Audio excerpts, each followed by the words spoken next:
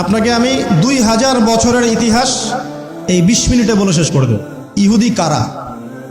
ইহুদি আর বনু ইসরাইল কি এক? উত্তর না। ভালো করে কথাগুলো শোনেন, এগুলো বই পড়তে অনেক সময় লাগবে আপনার, এবং ঘাটাঘাটি করতে অনেক সময় লাগবে, খুব অল্প সময় বুঝে নেন। ইহুদি বনু ইসরাইল এক নয়। বনু ইসরাইল কাদেরকে বলা হয়? ইব্রাহিম আলাইহিস সালামের ছেলে, এক ছেলের নাম ইসমাইল, এক ছেলের নাম ইসহাক। ঠিক আছে? ইসমাইল আলাইহিস সালাম থাকেন মক্কায়, সেখানে তাকে কেন্দ্র করে একটা সভ্যতা। এই বংশে সর্বশেষ নবী মুহাম্মদ সাল্লাল্লাহু আলাইহি ওয়াসাল্লামের জন্ম। আর এইদিকে আরেক ছেলের নাম হচ্ছে ইসহাক, যিনি থাকেন ওই শামে, ওই প্যালেস্টাইনে, ওই জেরুজালেমে, ওই জায়গায়, ওটা শাম। ঠিক আছে? এবং ওখানে তিনি তার বংশ বিস্তার হচ্ছে। তার ছেলের নাম হলো ইয়াকুব। কি নাম? ইয়াকুব আলাইহিস সালামের আরেক নাম হলো ইসরাইল। ইয়াকুব আলাইহিস সালামের আরেক নাম কি? ইসরাইল। এবং তার সন্তানদেরকে বলা হয় বনু ইসরাইল। তার সন্তান অনেক। এই সন্তানদের মধ্যে একজনের নাম ইউসুফ। ঠিক আছে? তারপরে আসছে পরে ইউনুস। এই বনু ইসরাইলের মধ্যেই দাউদ, মূসা, সুলাইমান, ঈসা ইবনে মারিয়াম। বলা হয় 1,24,000 নবী রাসূলের মধ্যে বেশিরভাগই এখানে এসেছে। তাহলে বনু ইসরাইল বলা হচ্ছে এই কওমটাকে। তা ওদের নাম বনু ইসরাইল থেকে ইহুদি হলো কখন? যখন তারা ঈসা আলাইহিস সালামকে স্বীকার করলো না তখন। ঈসা আলাইহিস সালাম কি তাদের মধ্যে আসেন নাই? সেই ঈসা আলাইহিস সালামকে যখন তারা অস্বীকার করলো, তখন তাদের নাম আল্লাহ পাক এই বনু ইসরাইল থেকে পরিবর্তন করে হাদু দিয়েছেন কোরআনে। কুল ইয়া আইয়ুহাল্লাযীনা হাদু ইন যাআমতুম আন্নাকুম আউলিয়াউ লিল্লাহি মিন দুনিন নাস ফাতামান্নাউল মাউত। আছে না কোরআনে? অনেক জায়গা আছে। আল্লাহ পাক তখন তাদেরকে আর বনু ইসরাইল বলছেন না, বলছেন ইয়াহুদ। কি বলছেন? এই যে নাম আসলো ইহুদি। তো বনু ইসরাইল এবং ইহুদি এক নয়। বনু ইসরাইলরা ভালো ছিল এবং তারা ওই সময়কার মুসলিম ছিল। যখন তারা আল্লাহ পাকের আনুগত্য করেছিল, আল্লাহ পাক তাদেরকে সমৃদ্ধি দিয়েছিলেন, ঠিক আমাদের মতোই। আর যখন তারা আল্লাহ পাকের আনুগত্য করে নাই, পথভ্রষ্ট হয়ে যায়, আল্লাহ পাক তাদেরকে শাস্তি দিয়েছেন। এক পর্যায়ে তারা যখন নবীদেরকে হত্যা করা শুরু করেছিল, অনেক নবীকে হত্যাও করেছে। যেমন জাকারিয়া আলাইহিস সালামকে তারা হত্যা করেছে, ইয়াহইয়া আলাইহিস সালামকে হত্যা করেছে। সূরা ইয়াসিন পড়ে দেখেন, ওখানে একই দিনে 3 জন নবীকে হত্যা করা হয়েছে। পড়ে দেখেন। তো মূল কথা হচ্ছে নাম চেঞ্জ হলো কখন? যখন তারা সত্য থেকে পথভ্রষ্ট হয়ে গেল, ঈসা আলাইহিস সালামকে তারা অস্বীকার করলো, তখন আর বনু ইসরাইল নয়, ইয়াহুদ। তাদের মধ্যে একজন অন্যতম নবী ছিলেন দাউদ আলাইহিস সালাম। কি নাম? বলেন নাম, মুখস্থ করেন। তাদের নাম কি? আচ্ছা, দাউদ আলাইহিস সালাম ছোট, তখন 14-15 বছর বয়স হবে। আল্লাহ পাক মূসা আলাইহিস সালামকে বলেছিলেন, তুমি তোমার সম্প্রদায়কে নিয়ে এই জেরুজালেমে যুদ্ধ করবে। কাকে বলেছেন? মূসা আলাইহিস সালাম। তুমি মূসা আলাইহিস সালাম তোমার সম্প্রদায়কে নিয়ে এই জেরুজালেমে গিয়ে যুদ্ধ করো। ওখানে আমালেকা নামে একটা সম্প্রদায় আছে, এরা খুবই শক্তিশালী। তবে তোমরা যদি ইমানদার হও, তোমরা এর উপর বিজয় লাভ করবে। এর আগ পর্যন্ত এরা কিন্তু ওখানে ঢুকতে পারে নাই। কথা বুঝতে পারছেন? আল্লাহ পাক শর্ত দিলেন, যদি যুদ্ধ করে জয় করতে পারো, তাহলে তোমাদের এই জায়গাটা তোমাদের। তো মূসা আলাইহিস সালাম বললেন তার কওমকে, চলো যুদ্ধ করি। তো মূসা আলাইহিস সালামের কওম বলছে, ইযহাব আনতা ওয়া রাব্বুকা ফাকাতিলা ওয়া ইন্না হাহুনা কাঈদুন। এই মূসা, তুমি যাও আর তোমার রব গিয়ে যুদ্ধ করো, আমরা এখানে বসে থাকলাম। কথা কি বুঝতে পারেন নাই? মানে এরা কোন কওম? ওই যে ফেরাউনকে ডুবে মরতে দেখেও বিশ্বাস করে না, বাছুর পূজা শুরু করে। আল্লাহ পাক একটার পর একটা নিদর্শন দেখান, তাও অস্বীকার করে। তাওরাত নিতে গিয়েছেন মূসা আলাইহিস সালাম, এসে দেখেন তারা বাছুর পূজা শুরু করেছে। মান্না সালোয়া আল্লাহ দিচ্ছেন, তাও অস্বীকার করে। মৃত থেকে জীবিত করেন, তাও অস্বীকার করে। শেষমেশ বলে বসলো যে, ইয়া মূসা লান নুমিনা লাকা হাত্তা নারাল্লাহ জাহরা। হে মূসা, আমরা তোমার প্রতি বিশ্বাস করব না যতক্ষণ না আল্লাহকে সামনে দেখাচ্ছ আমাদের চোখ দিয়ে। এটা সেই জাত যে নবীদেরকে এত কষ্ট দিয়েছে। মূসা আলাইহিস সালাম যখন বললেন চলো, আল্লাহ পাক যুদ্ধের কথা বলেছেন, ওটা যুদ্ধ করে জয় করতে পারলে আমাদের হয়ে যাবে। তো বলছে ওখানে আমালেকা সম্প্রদায় আছে, এত বড় শক্তিশালী, তুমি যাও, তোমার রব গিয়ে যুদ্ধ কর, আমরা এখানে বসে আছি। আর আমাদের নবী মুহাম্মদ সাল্লাল্লাহু আলাইহি ওয়াসাল্লাম যখন বদরের মাঠে 313 জনকে নিয়ে পরামর্শ করছেন কি করব, যুদ্ধ করব কি না, তখন আমাদের মুসলিম সেনা বাহিনীর মধ্যে যে সাহাবীরা ছিলেন, সাদ বিন মুয়াজ রাদিয়াল্লাহু আনহু, তিনি বলছিলেন, ইয়া রাসূলুল্লাহ সাল্লাল্লাহু আলাইহি ওয়াসাল্লাম, আপনি আমাদেরকে নিয়ে বদরের মাঠ কেন, যদি উত্তাল সাগরেও ঝাঁপ দিতে চান আমরা সেখানেও ঝাঁপ দিব ইনশাআল্লাহ। কত পার্থক্য, তাই না? তিনি বলছিলেন যে আমরা সেই কথা আপনাকে বলবো না যেই কথা মুসার কওম মুসাকে বলেছে, বরং আপনি যদি আদেশ করেন আমরা উত্তাল সাগরেও ঝাঁপ দিতে পারি। এমনি এমনি তো বদরের যুদ্ধ আসে নাই, বিজয় আসে নাই, এইসব ইমানের কারণে এসেছে।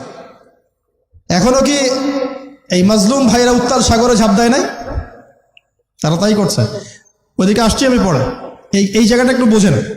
তো যুদ্ধ তারা করলো না, যুদ্ধ করলো না। আল্লাহ পাক শাস্তি দিলেন। কি শাস্তি? 40 বছর আল্লাহ পাক ওদেরকে একটা জায়গায় ঘুরপাক খাওয়ানো শুরু করলেন। সকালে উঠে একটা পাহাড়কে কেন্দ্র করে ঘুরতো, সন্ধ্যায় এসে আবার সেই জায়গায় থেমে যেত। এটাকে বলা হয় তিহ উপত্যকার 40 বছরের শাস্তি। সূরা বাকারার মধ্যে দলিল আছে। এবার মুসা আলাইহিস সালামের জীবনটা শেষ, ওনার হায়াত শেষ, উনি চলে গেলেন আল্লাহর কাছে। পরবর্তীতে নবী হলেন ইউশা বিন নুন। কি নাম? ইউশা বিন নুন। মনে রাখার চেষ্টা করেন, ভুলে যান না আবার। ইউশা বিন নুন একজন নবী। এবার ইউশা বিন নুনের সময় ওই বনু ইসরাইলি বলছে যে আমরা যুদ্ধ করতে চাই, ওই জায়গা আমরা দখল করতে চাই। কোন জায়গা বলেন তো? আমিন। এখন আসেন, কোন জায়গা ভাই? কোন জায়গা যুদ্ধ করতে চায়?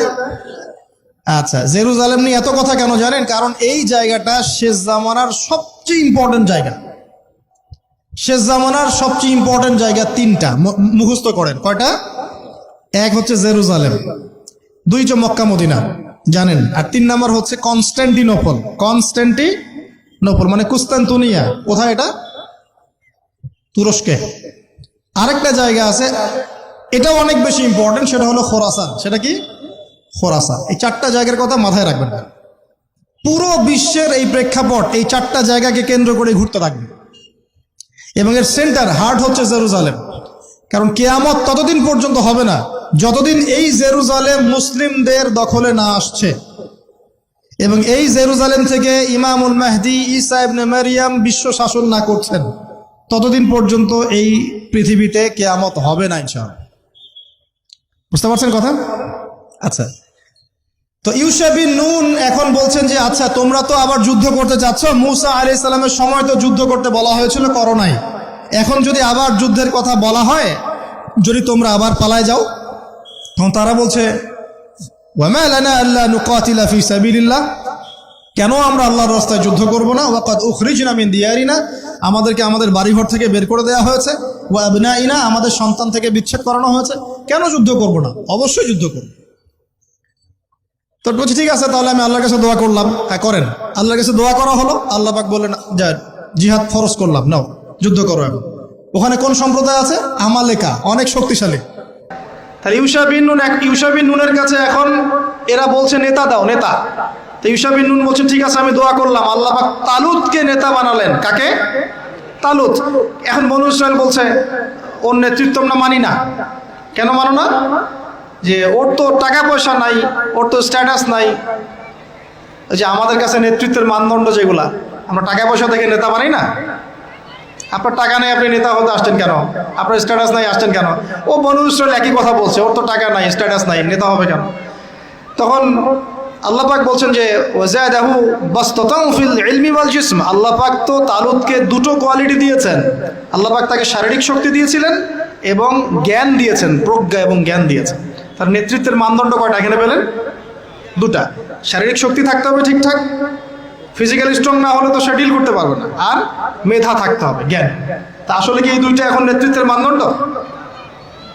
সুবহানাল্লাহ। কি অদ্ভুত সিস্টেম বিশ্ববাসীকে দেওয়া হয়েছে। বিশ্ববাসীকে একটা অদ্ভুত সিস্টেম দেওয়া হয়েছে। একজন মেজর, একজন কর্নেল, একজন বিসিএস ক্যাডার মানুষ এমন একজন মানুষকে স্যালুট করে যে মানুষটা অক্ষর জ্ঞান নাই, নামও স্বাক্ষর করতে পারে না, এবং সে বিভিন্ন জায়গায় দুর্নীতি করে আসছে, টাকা পয়সা লুটপাট করে আসছে। একজন বিসিএস ক্যাডার এবং একজন আর্মি অফিসার, একজন জেনারেল, একজন মেজর তাকে স্যালুট করতেছে। কি সিস্টেম! অথচ তার চাইতে এই ব্যক্তি নেতৃত্ব পাওয়ার অনেক বেশি যোগ্য। জ্ঞান তার আছে এবং শারীরিক শক্তি তার আছে, তার প্রশিক্ষণ আছে, সবকিছু তার মধ্যে আছে। কি সিস্টেম বিশ্ববাসীকে দেওয়া হয়েছে! সুবহানাল্লাহ। আমি ফিলোসফিও পড়েছি অনেকদিন। অ্যারিস্টটল এবং প্লেটোদের যুগে এটাকে বলা হতো দি কমিউনিটি অফ ফুলস, একটা পড়ে দেখবেন, স্যার সলিমুল্লাহর লেখা অনেকগুলো বই আছে, এর মধ্যে পড়ে দেখেন। মানে অজ্ঞতার একটা যুগ, অজ্ঞতার শাসন, অজ্ঞতার কমিউনিটি। বাদ দেন, এখানে ইউশা বিন নুন নেতৃত্ব দিলেন কাকে? তালুতকে। ওরা বললো মানি না। তো আল্লাহ পাক মনোনয়ন করেছেন, এখন না মানলে তোমরা আযাব ভোগ করবা। তারপরে তারা মেনে নিল, এবার যুদ্ধে যাচ্ছে। ওই জেরুজালেম মুক্ত করতে যাচ্ছে। যেই জেরুজালেম এখন তারা মুক্ত করতে চাচ্ছে, ওই জেরুজালেম তালুতের বাহিনী মুক্ত করতে যাচ্ছে। বলেন তো, তালুত এবং বনু ইসরাইল তখন ভালো না খারাপ? ভালো না খারাপ? তারা কি মুসলিম না মুসলিম? তারা তখন মুসলিম না মুসলিম? মুসলিম। তারা তখন ইউশা বিন নুনের উম্মত, তার আগে ছিল মূসা আলাইহিস সালামের উম্মত। এবার তালুত বললেন যে আল্লাহ পাক তোমাদেরকে পরীক্ষা করবেন, সামনে নদী আছে, এই নদীর পানি পান করতে পারবে না। যদি পান করো তাহলে তোমাদের নাম কাটা, তোমরা আর যুদ্ধে অংশগ্রহণ করতে পারবে না। ফামান শারিবা ফালাইসা মিন্নি, যে ব্যক্তি এখান থেকে পানি পান করবে সে আমার অন্তর্ভুক্ত না। ওয়ামান লাম ইয়াতআমহু ফাইন্নাহু মিন্নি, যে ব্যক্তি এখান থেকে পানি পান করবে না সে আমার সাথে যুদ্ধে যেতে পারবে। ইল্লা বিগুরফাতিন বিয়াদিহি, মানে এক অঞ্জলি পানি শুধু পানি পান করতে পারবে, এক অঞ্জলি পানি, এতটুকু, এর বেশি না। ফাশারিবু ইল্লা কালিলাম মিনহুম, আল্লাহ পাক বলছেন ওদের বেশিরভাগই পানি পান করলো, অল্প কিছু বাদ দিয়ে। অল্প কিছু সংখ্যা তাফসীর এসেছে 313 জন বাদ দিয়ে, 313 জন বাদ দিয়ে, 313 যে বদরে, এখানেও। তো এবার এই 313 জনকে নিয়ে তালুত এগিয়ে গেল, গিয়ে দেখলো বিশাল বাহিনী, বাপরে বাপ, একদম আমালেকা সম্প্রদায়ের। সেখানে নেতৃত্ব দিচ্ছে ওদের সেনাপতি, তার নাম জালুত। কি নাম? জালুত। এবং এই জালুতের বাহিনী দেখে মুসলিম বাহিনী বলছে যে লা তাকাতা লানা বিজালুতি ওয়া জুনুদি, এই জালুতের বাহিনীর সাথে পেরে ওঠার ক্ষমতা তো আমাদের এখন হবে না। কিন্তু যারা ভেবেছিল যে আল্লাহর সাথে সাক্ষাৎ করতে হবে, যাদের ঈমান দৃঢ় ছিল, তারা বলেছিল কাম মিন ফিআতিন ক্বালিলাতিন গালাবাত ফিআতান কাসীরাতান বিইذنিল্লাহ, তোমরা ভয় পেও না, আল্লাহর হুকুমে বহু ছোট ছোট দল বড় বড় দলের উপর বিজয় লাভ করেছে। এটা তারা বলে একটা দোয়া করলো, এই দোয়াটা শিখে নেবেন। তারা একটা দোয়া করলো, তারা বলল রব্বানা আফরিগ আলাইনা সাবরান ওয়া সাব্বিত আকদামানা ওয়ানসুরনা আলাল কওমিল কাফিরিন। আর আল্লাহ পাক বলেন ফাহাজামু বিইذনিল্লাহ, আল্লাহ পাকের হুকুমে তারা এই মাত্র 313 জন নিয়েই জালুতের বিশাল বাহিনীকে পরাজিত করে। বুঝতে পারছেন? এবং এই বাহিনীতে দাউদ আলাইহিস সালামও ছিলেন, তখন তিনি ছোট। এই জালুতকে হত্যা করেছে দাউদ আলাইহিস সালাম। দাউদ আলাইহিস সালাম জালুতকে হত্যা করলেন। কিভাবে হত্যা করলেন সেটা আসছে, যে এই গুলতি নিক্ষেপ করেছিল দাউদ আলাইহিস সালাম, আর তার চোখে গিয়ে লাগে জালুতের, এতেই জালুত মারা যায়। তো এখন মূল কথাটা হচ্ছে, দেখুন এই বনু ইসরাইল এই যুদ্ধে জয়লাভ করে এই বাইতুল মুকাদ্দাস বা জেরুজালেম জয় করলো। এই যে তারা প্রথমবার এখানে ঢুকলো, এর আগ পর্যন্ত কিন্তু ঢুকতে পারে না। এবার আল্লাহ পাক তাদেরকে বললেন, তোমরা এখানে যদি আমার আদেশগুলো মেনে চলো, এই জায়গা তোমাদেরই, তোমরা এখানে থাকবে। কিন্তু যদি তোমরা আদেশ না মানো, আমার বিরুদ্ধাচরণ করো, তোমাদেরকে এখান থেকে বের করে দেব। আর আল্লাহ পাক এটা বলেও দিলেন যে লা তুফসিদুন্না ফিল আরদি মাররাতাইন, তোমরা কিন্তু 2 বার সীমা লঙ্ঘন করবা, আমি কিন্তু সতর্ক করছি তোমাদেরকে। কয়বার? 2 বার। এবার দাউদ আলাইহিস সালামের সময় তারা খুব সুন্দর ছিল, একদম রুলিং স্টেট। বলা হয় যে দাউদ আলাইহিস সালামের সময় তারা ওই জেরুজালেম থেকে বিশ্বকে শাসন করেছে। ঠিক আছে? দাউদ আলাইহিস সালামের পরে আসলো তার ছেলে সুলাইমান, নাম কি? সুলাইমান আলাইহিস সালাম। এই সময় আরো সমৃদ্ধি লাভ করলো, এত সমৃদ্ধি যে বাতাসের উপর নিয়ন্ত্রণ।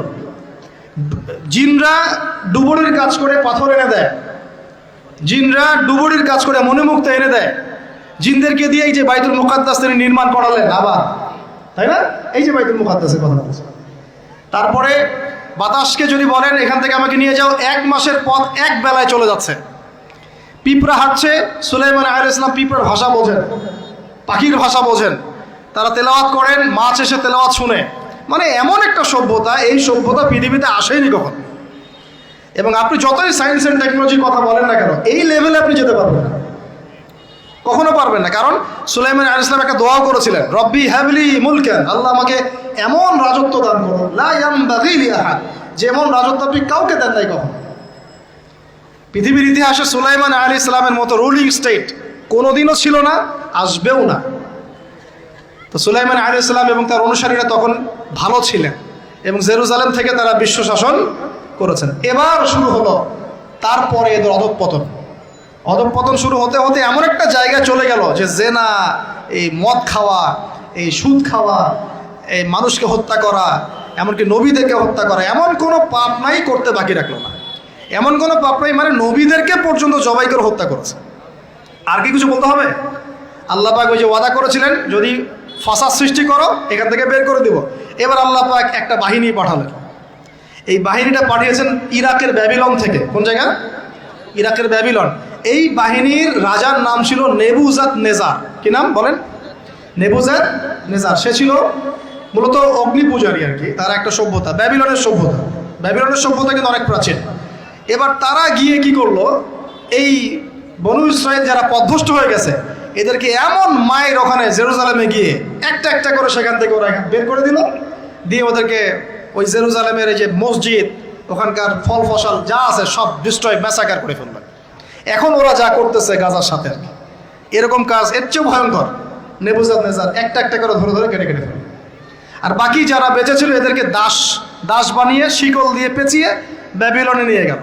তাহলে দেখেন রুলিং স্টেট থেকে বনু ইসরাইল চলে আসলো এখন কোথায়? ব্যাবিলনে, দাসত্বের শৃঙ্খল। আর তাদের ওই ফকর থাকলো না, শেষ।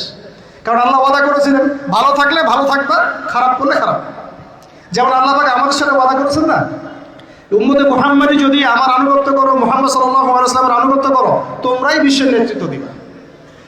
আর যদি না করো, ওই যে তোমাদের উপর কাফেরদেরকে চাপাই দেবো, তাই না? এখন এরকমই আল্লাহ পাকের সুন্নাত একদম সেম। ইতিহাস খালি ঘুরছে আর ঘুরছে, কখন ওদের পাল্লায় কখন আমাদের পাল্লায়। বিশ্বের ইতিহাসটা একদম প্যারালাল, খেয়াল করে দেখবেন। এবার এই ব্যাবিলনে চলে আসার পরে এরা দাস, কাজ করলে খাইতে পারে, না করলে খাইতে পারে না। দেখেন কোন জায়গা থেকে আল্লাহ কোথায় নিয়ে আসলো।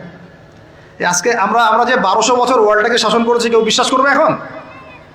আমরা যে মুসলিম উম্মাহ প্রায় 1200 বছর মুহাম্মদ সাল্লাল্লাহু আলাইহি ওয়াসাল্লামের পর থেকে এই বিশ্বটাকে আমরা শাসন করেছি, এখন কেউ বিশ্বাস করবে?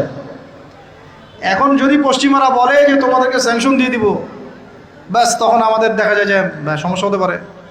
কেউ যদি বলে তোমরা যদি বাড়াবাড়ি করো টাকার মান কমে যাবে, আমরা বলি বাপরে বাপ, তাহলে তো বাড়াবাড়ি করা যাবে না। আমরা কি ওদের উপর রুল করতে পারি? এখন সরাসরি কথা বলেন না, পারি না। কিন্তু একসময় পারতাম মানে ওরা জিজিয়া দিয়ে আমাদের দেশে থাকতো, জিজিয়া কর, ট্যাক্স দিয়ে আমাদের দেশে থাকতো। মুসলিম উম্মার যখন একটা ইউনাইটেড গ্লোবাল খিলাফা ছিল তখনকার কথা বলছে। তো এভাবে পালাবদল হয়। তো ওরা কখনো ভাবতে পারে নাই যে ব্যাবিলনে এসে এইভাবে জেলের জীবন কাটাতে হবে। কেন? অবাধ্যতার কারণে। এবার আল্লাহ পাক তাদেরকে আরেকটা সুযোগ দিলেন। কি দিলেন? আরেকটা সুযোগ দিলেন। ব্যাবিলনে বসে বসে ওরা আলোচনা করে যে আমাদের কিন্তু একজন মাসিহ আসবে। কে আসবে? মাসিহ মানে হচ্ছে ত্রাণকর্তা। এই মাসিহ যখন আসবে আমরা আবার সেই জায়গা ফিরে পাবো। কি করবো আবার? কোন জায়গা বলেন? কোন জায়গা? জেরুজালেম। আবার ফিরে পাবো। বুঝতে পারতেছেন কি ভাই? আলোচনা একটু কঠিন আমি জানি, বুঝতে পারতেছেন কি? আচ্ছা, আমরা আবার জেরুজালেম ফিরে পাবো। তো ওরা এখন এগুলো আলোচনা করে যে আমাদের তাওরাতে লেখা আছে, আমাদের তালমুদে লেখা আছে যে শেষে আমাদের একজন মাসিহ আসবে, ওই মাসিহ আসলে আবার ওই জায়গা আমরা ফিরে পাবো।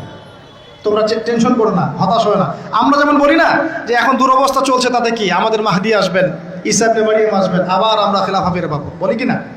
হাদিসে তো আছেও। তো ওরাও এরকম চর্চা করে। তো করতে করতে আল্লাহ পাক তাদের দিকে মুখ ফিরিয়ে তাকালেন, দয়া করলেন, দয়া করে আল্লাহ পাক মাসিহকে পাঠালেন। সেই মাসিহের নাম কি?